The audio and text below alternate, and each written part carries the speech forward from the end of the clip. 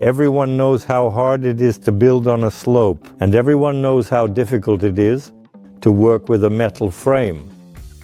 Why did we decide to make the frame behind me out of metal and install it on the slope? The project I'm working on consists of 3 elements. The first one is, of course, the main house, and the main house is located on the slope. And in another video that we've already filmed, you can see how we installed the house into the rock. Another element of this project is the garage. In this case, the garage has a foundational base and it will hold 2 cars. That's why in this project we used a foundation slab. Behind me is the carport where an RV and a truck or another vehicle will be parked. Accordingly, this adds to the load. The carport itself is also 27 by 27 feet, which increases the load size. Pouring a slab of this size was very expensive. Our engineer designed a metal structure that is supported by 9 strong foundation supports known as piers, which we personally poured into the ground. Here we see a foundation support in the shape of a cylinder. Why this shape? Actually, the answer is very simple.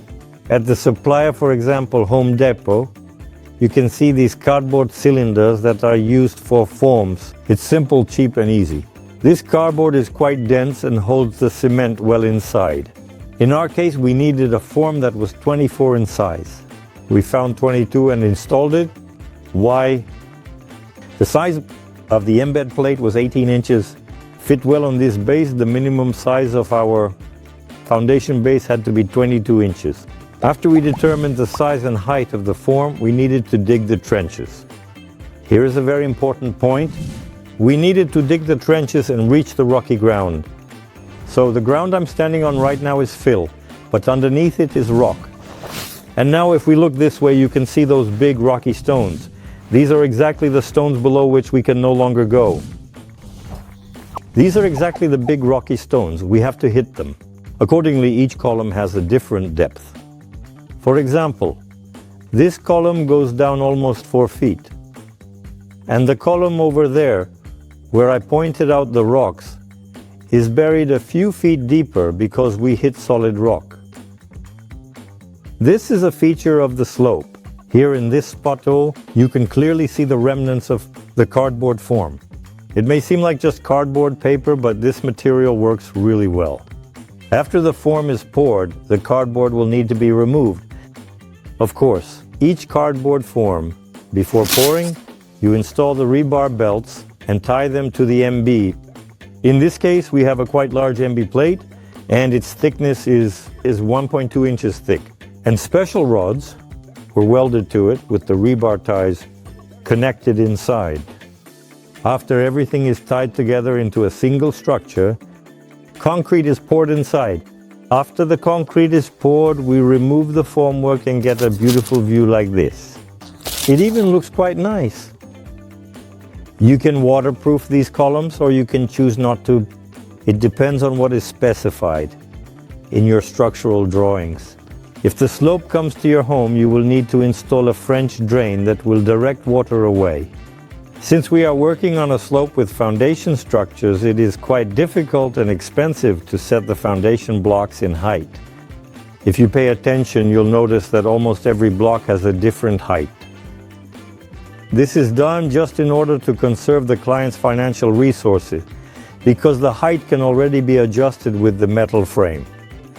So it's enough to extend it from the ground. Foundation base.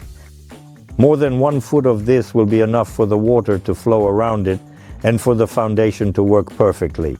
Here, I want to point out one small element. The metal frame also served as a design element. That is why in our case we made 2 columns. Please take note of how the 2 columns are already starting to work as a design element. It might seem like we just added 1 column and it didn't cost much. But when this product is ready, as you can see, we'll show you the final result. It will look like a designer metal frame and a designer carport. So, the foundation supports are ready. Next, there's the embed plate. There's something to hold on to with the metal. The metal bases are being installed. And now with the metal bases, metal columns and supports, you're leveling the height of the first floor that you need. In this case, this is the floor of the carport that we're building. And here you can see the large I-beams or steel beams. This is the metal belt that is welded around the perimeter and connects our vertical columns. What is this done for? On these steel beams, we install a special metal sheeting. We're going to take a look at it from above. For what purpose? So that we can later install the rebar and pour all of this with concrete. We're going to have a concrete floor. We're currently in the garage and we have a concrete floor. This is the foundation slab on which the wooden frame will be placed later. In this case, there will just be 2 regular cars parked here. In the carport that we're heading to, the one we're working on, there will be an RV and a second heavy truck. Here is the smaller slope, so it was possible to make a slab here. 2 reasons. It's a garage. There's a smaller slope here. There's less load, they came up. It's easier. The cars will be parked. We needed to work specifically with the metal there, but there will be a concrete floor both here and there. I'm already standing on the metal floor, but this is just the base. The metal sheeting that our engineers have laid out here is specifically designed to place the rebar belts on it and then pour everything with concrete. The height of the concrete here will be 7, and that's 7. And che from the lower to the upper point. Why are there 3 and che? But according to the codes, we need to have at least 4 inches above the upper point. So 3 plus 4 will be 7 inches. And in this distance, nigh the rebar belt will be placed, which will create the concrete floor. Why are we building these big columns on top of the carport? Of course, to cover our cars with a roof. This way we get an open, free space. A beautiful carport with a wooden roof, with railings around the perimeter that will also be welded from metal, a concrete floor, and an essential element of this carport will be electrical. It's not an easy task because we'll most likely have a Cybertruck parked here. So accordingly, when the carport is ready, we'll run the power cables through special metal tubes on the outside, set up a service panel, and install the electrical system. When it comes to lighting our carport, if you're thinking about doing something similar, what should you pay attention to? The first thing is, of course, to work with the engineer. You will need to either meet with him or send him photos, the ability to make a soil report, which will give you an understanding of what kind of soils are under your metal frame and what foundations need to be laid. Secondly, when the drawings are ready and you have received the permit for production, you need to select the right team, because there are a lot of welding seams here. And here a professional should be working who understands how to properly weld all the joints, who understands how to connect MB plate to concrete. Then with vertical columns like IBMs, having someone who can read the drawings is extremely important. Another challenge you may face is finding the right materials and resources. For example, we encountered this here. The drawings included certain specific conditions from our engineer.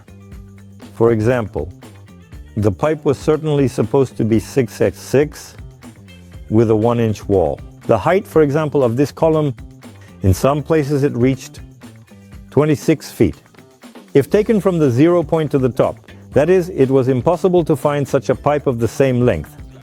Accordingly, it was necessary to divide it into parts. In those places where there was a division into parts, we had to come up with and coordinate additional engineering nodes with the engineer on how to connect this pipe. Sometimes the specifications that the engineer sets just aren't available from suppliers.